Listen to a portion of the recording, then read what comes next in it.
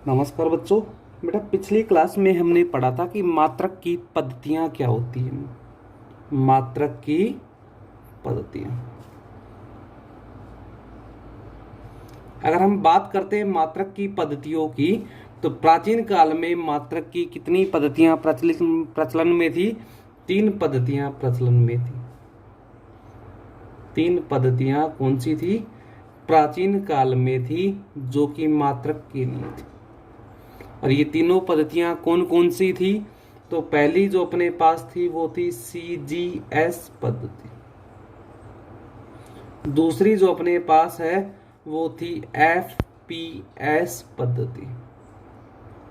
और तीसरी जो अपने पास थी वो कौन सी थी? MKS पद्धति। ये 3 पद्धतियां प्राचीन काल में क्या थी?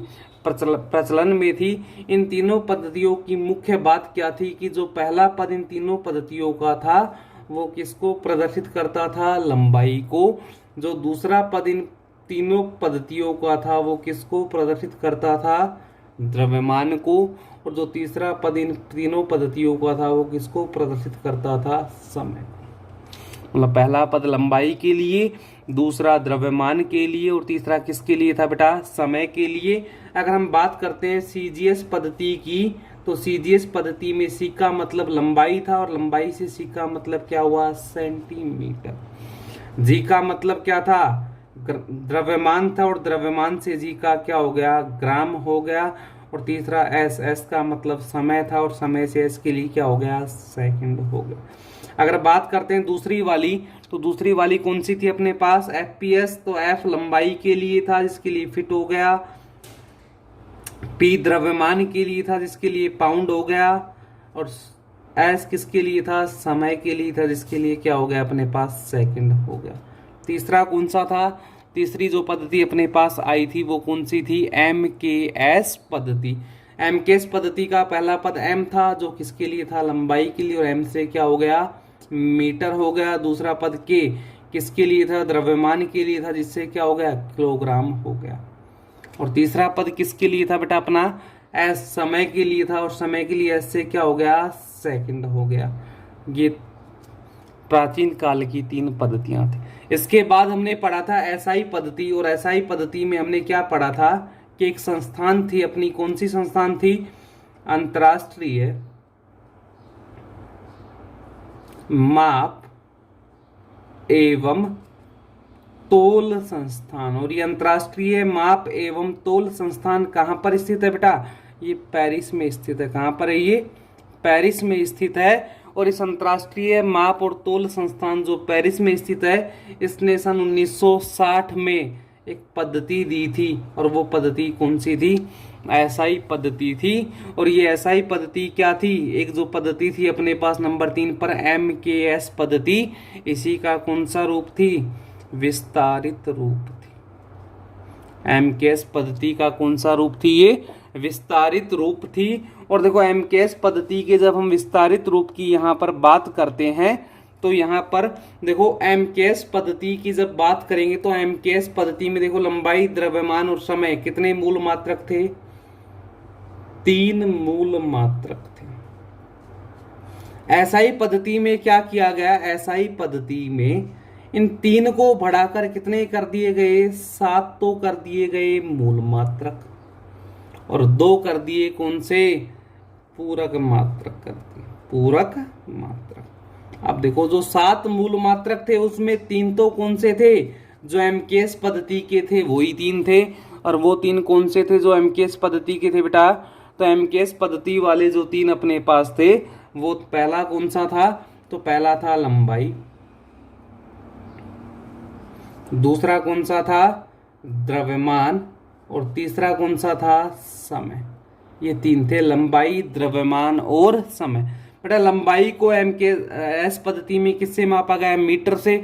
उसी को विस्तार किया गया, तो यहाँ पर भी लंबाई को किससे मापा गया? मीटर से। द्रव्यमान को किससे मापा गया? किलोग्राम से। और समय को किससे मापा गया? सेकंड से। ये 3 तो MKS पद्धति के ही मात्रक थे, मूल मात्रक। जो सेम टू सेम रहे। अब आगे जो 4 मूल मात्रक इसमें और जोड़े गए वो 4 कौन से थे? तो एक तो जोड़ा गया बेटा इसमें विद्युत धारा। क्या जोड़ा गया? विद्युत धारा। और विद्युत धारा का जो मात्रक होता है ऐसा ही मात्रक वो क्या होता है? वो होता है एम्पियर। क्या होता है? एम्पियर। 5वां जो इसमें जोड़ा गया वो था पदार्थ की मात्रा। क्या जोड़ा गया? पदार्थ की मात्रा। और पदार्थ की मात्रा का जो मात्रक होता है वो क्या होता है? मोल। हमने पढ़ा होगा केमिस्ट्री के वो विज्ञान में पढ़ा था, पदार्थ की मात्रा 1 मोल परमाणु बोलते थे, ऐसे बोलते थे उसमें। ठीक है, अगला जो नंबर 6 पे आएगा पदार्थ की मात्रा के बाद वो आएगा तापमान। और बेटा तापमान का जो एसआई मात्रक होता है वो होता है केल्विन। क्या होता है? तापमान का एसआई मात्रक केल्विन होता है। नंबर 7 पर जो हमें मूल मात्रक दिया गया वो था ज्योति तीव्रता। क्या है इसका नाम? ज्योति तीव्रता। या दूसरा जो इसका नाम होता है वो क्या होता है? प्रदीपन तीव्रता। तो ज्योति तीव्रता बोल दो चाहे प्रदीपन तीव्रता बोल दो, बात क्या है? एक ही है। और इसका जो मात्रक दिया गया था वो क्या था? कैंडेला। ये दिया गया था इसका मात्रक। अब बात करते हैं 2 पूरक मात्रकों की, कि जो 2 पूरक मात्रक थे अपने पास वो कौन कौन से थे। तो बेटा 2 जो पूरक मात्रक थे, उन पूरक मात्रकों में अगर हम बात करते हैं तो पूरक मात्रक में एक तो था तलीय कोण। पहला कौन सा था? तलीय कोण। और दूसरा कौन सा था? घनीय कोण। बेटा पहले समझो कि होता क्या है, तलीय कोण क्या होता है और घनीय कोण होता क्या है। तो अगर हम तल की बात करें, तल बोल दो चाहे समतल बोल दो, समतल कितने अक्षों से मिलकर बनता है? तो बेटा समतल बनता है 2 अक्षों से मिलकर। देखो ये हो गया एक अक्ष x और ये हो गया y। ये इसके सामने वाला y होगा और ये क्या होगा? x होगा। तो समतल कितने अक्षों से? x और y 2 अक्षों से मिलकर बनता है। तो 2 अक्षों के बीच में जो कोण बनता है वो कौन सा कोण होता है? तलीय कोण होता है। कौन सा कोण होता है? तलीय कोण। और वो कोण जो 3 अक्षों के बीच में बनता है, 3 अक्ष का मतलब घन। घन बेटा हमेशा देखो कैसे बनता है, घन में 3 अक्ष होते हैं। ये होता है घन। तो घन में अक्ष कैसे होते हैं? ये होते हैं 3 अक्ष। ये होता है x, ये होता है y और ये होता है z। मतलब कुल मिलाकर अक्ष कितने होते हैं? 3 होते हैं। और ये हो गया मूल बिंदु। वो यहाँ पर x और y 2 अक्ष थे, तो 2 अक्षों के बीच में जो कोण बना वो कौन सा कहलाता है? तलीय कोण कहलाता है। और 3 अक्षों के बीच में जो कोण बना वो कौन सा कहलाता है? घनीय कोण कहलाता है। ठीक है, अब देखो तलीय कोण का जो ऐसा ही मात्रक होता है वो क्या होता है? वो होता है रेडियन। क्या होता है बेटा? रेडियन। ये तलीय कोण का कैसा मात्रक था? ऐसा ही मात्रक था। अब बात करते हैं घनीय कोण। तो बेटा घनीय कोण का ऐसा ही मात्रक होता है स्टेरेडियन, यानी कि स्टेरेडियन। ये किसका मात्रक था? घनीय कोण का। 3 अक्षों पर जो कोण बना है उसका कौन सा मात्रक था? ऐसा ही मात्रक था। अब देखो हमने ये ऐसा ही पद्धति पढ़ ली। 7 मूल मात्रक और 2 कौन से मात्रक थे? पूरक मात्रक थे। किसके द्वारा दिए गए? एक संस्थान थी अंतरराष्ट्रीय माप एवं तोल संस्थान, जो कहां पर है? पेरिस में। ठीक है, मात्रक की बेटा हमने एक परिभाषा पढ़ी थी, इससे पहले मात्रक की परिभाषा पढ़ी थी। मात्रक की परिभाषा में क्या होता है कि भौतिक राशियां जो होती है उनको व्यक्त करने के लिए जो मान दिया जाता है वो क्या कहलाता है? मात्रक। लेकिन उसकी कंडीशन क्या होती है कि वो जो मान है वो कैसा होना चाहिए? सुपरिभाषित होना चाहिए। और कैसा होना चाहिए? सुनिश्चित। मतलब मात्रक की आप क्या दे सकते हो? परिभाषा दे सकते हो। ठीक है, तो बेटा अंतरराष्ट्रीय माप और 2 तोल संस्थान थी, उसने 7 एसआई मूल मात्रकों की और 2 इन पूरक मात्रकों की क्या दी थी? परिभाषा दी थी। अब हम उन परिभाषाओं के बारे में पढ़ेंगे कि उसने इनकी क्या परिभाषा दी थी। तो देखो बेटा पहला जो अपने पास मूल मात्रक था वो था मीटर, एसआई पद्धति में। तो सबसे पहले किसकी परिभाषा आएगी? 1 मीटर की परिभाषा आएगी कि 1 मीटर की परिभाषा होती है। बेटा सूर्य के प्रकाश की हम बात करते हैं। किसकी बात करते हैं? सूर्य के प्रकाश की। तो सूर्य का प्रकाश जो होता है बेटा वो निर्वात में क्या करता है? गमन करता है। निर्वात में क्या करेगा? वो गमन करता है। जब सूर्य का प्रकाश निर्वात में गमन करेगा तो जब निर्वात में गमन करता हुआ, ठीक है, अगर बात करें हम, देखो सूर्य के प्रकाश का वेग कितना होता है, सूर्य की जो प्रकाश होता है, प्रकाश का वेग होता कितना है, तो बेटा प्रकाश का जो वेग है वो होता है 3 गुणा में 10 की पावर 8 मीटर पर सेकंड। कितना वेग होता है, 3 गुणा में 10 की पावर 8 मीटर पर सेकंड। ये उसका क्या होता है, वेग होता है। अगर हम इस वेग की बात करते हैं तो देखो 1 सेकंड में वो कितनी चलती है, 1 सेकंड में कितनी जाएगी बेटा, वो 3 गुणा में 10 की पावर 8 मीटर। ये होगा सिस्टम उसका कि 1 सेकंड में कितनी चलती है, 3 गुणा में 10 की पावर 8 मीटर। यानी कि सूर्य का जो प्रकाश है 3 गुणा में 10 की पावर 8 मीटर चलता है कितने समय में, 1 सेकंड में, और हमें निकालना है 1 मीटर। तो 1 मीटर कितने में चलेगा, 1 बटा में 3 गुणा में 10 की पावर 8। बेटा 3 गुणा में 10 की पावर 8 का मतलब क्या होता है, ये होता है 30 करोड़।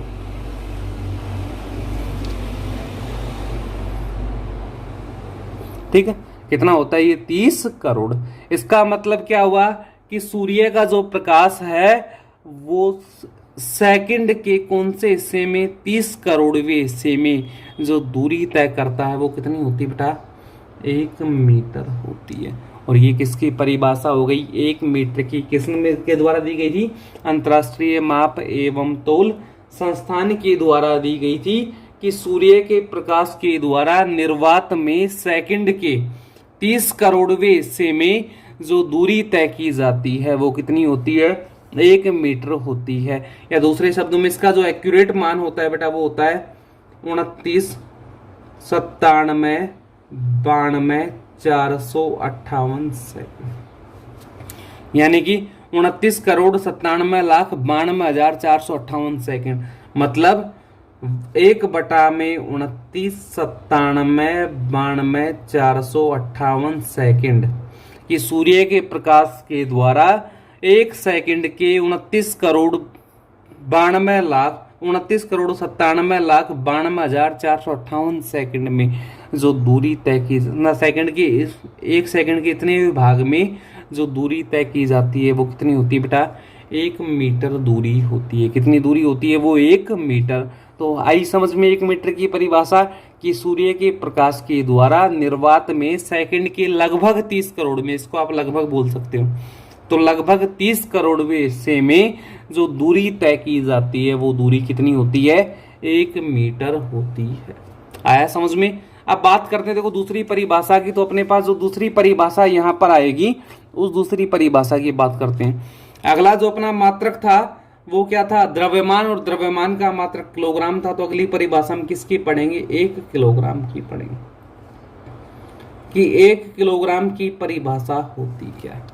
तो बेटा एक संस्थान थी जिसकी हम बात कर रहे हैं, कौन सी संस्थान थी वो, अंतरराष्ट्रीय माप एवं तौल संस्थान, माप एवं तौल संस्थान। कहां पर है ये संस्थान, ये पेरिस में स्थित है। अंतरराष्ट्रीय माप एवं तौल संस्थान कहां पे बेटा, पेरिस में है। और इस संस्थान में क्या रखा हुआ है, एक बेलन रखा हुआ है। ठीक, क्या रखा हुआ है, संस्थान के अंदर एक बेलन रखा हुआ है। उस जो बेलन है वो बेलन किसका बना हुआ है, प्लेटिनियम एवं इरिडियम धातु का बना हुआ है। कौन कौन सी धातु का बना हुआ, प्लेटिनियम एवं इरिडियम धातु का बना हुआ क्या है, एक बेलन रखा हुआ है। और इस बेलन का द्रव्यमान कितना है, 1 किलोग्राम। तो आया समझ में, ये किसकी परिभाषा हो गई बेटा, 1 किलोग्राम की परिभाषा हो गई। एक संस्थान है अंतरराष्ट्रीय माप एवं तौल संस्थान, जो कि कहाँ पे स्थित है, पेरिस में स्थित है। उस संस्थान के अंदर एक बेलन रखा हुआ है जो कौन सी धातु का बना हुआ है, तो वो बेलन प्लेटिनियम एवं इरिडियम धातु का बना हुआ है। और उस बेलन का द्रव्यमान कितना है, 1 किलोग्राम है। मतलब 1 किलोग्राम का क्या रखा हुआ है, एक बेलन। एक परिभाषा और होती है बेटा 1 किलोग्राम की, जो होती क्या, देखो अगर बात करें 1 लीटर और 1 किलोग्राम, बेटा 1 लीटर और 1 किलोग्राम कभी भी आपस में बराबर नहीं होते। किलोग्राम जो होता है वो हमेशा लीटर से कैसा होता है, बड़ा होता है। या कहो 1 जो लीटर होता है इसमें लगभग 950 ग्राम होते हैं। लगभग कितने होते हैं? 950 ग्राम होते हैं। मतलब किलोग्राम जो होता है वो ग्राम से कैसा होता है? हमेशा बड़ा होता है। लेकिन मैं अगर बात करता हूं 4 डिग्री सेंटीग्रेड की, किसकी बात कर रहा हूं बेटा? 4 डिग्री सेंटीग्रेड। तो इस 4 डिग्री सेंटीग्रेड पर 1 लीटर पानी की मैं यदि बात कर रहा हूं, 1 लीटर पानी यानी कि H2O, H2O क्या है? पानी का अणुसूत्र है। तो 4 डिग्री सेल्सियस पर 1 लीटर जो पानी होता है बेटा वो किसके बराबर होता है? वो 1 किलोग्राम के बराबर होता है। आया समझ में? ये दूसरी परिभाषा होती है किसकी? 1 किलोग्राम की। हमने 2 परिभाषाएं ली। पहली कौन सी थी? कि एक संस्थान होती है अंतर्राष्ट्रीय माप एवं तोल संस्थान, जो कहाँ पर है? पेरिस में स्थित है। उसमें एक बेलन रखा हुआ है जो कौन सी धातु का बना हुआ है? प्लेटिनियम एवं इरिडियम धातु का बना हुआ है, जिसका द्रव्यमान कितना है? 1 किलोग्राम है। या दूसरी परिभाषा कि 4 डिग्री सेंटीग्रेड जो तापमान है, इस तापमान पर 1 लीटर जो पानी होता है उसका द्रव्यमान कितना होता है?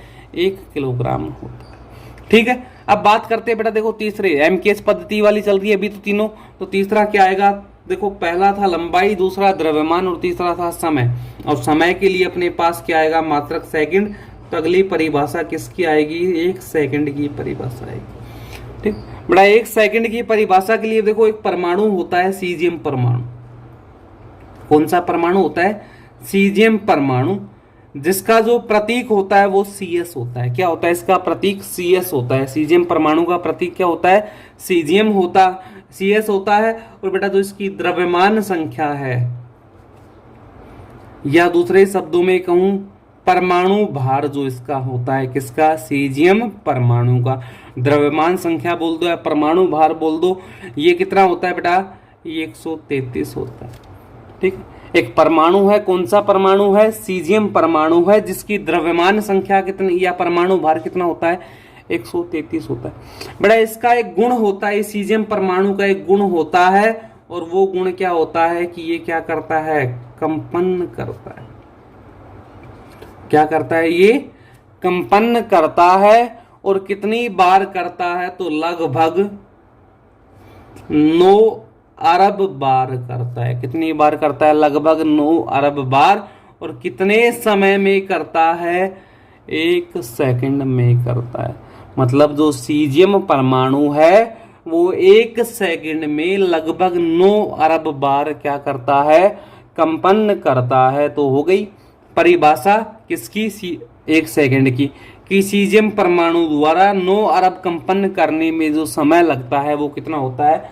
1 सेकंड होता है। बेटा ये भी इसका लगभग मान है, जैसे इस वाले में था। इसका जो एक्यूरेट मान होता है देखो वो क्या होता है? वो होता है 9, 19, 26, 31, 770 बार। यानी कि 9 अरब 19 करोड़ 26 लाख 31,770 बार वो क्या करता है? कंपन करता है। कितने समय में? 1 सेकंड में।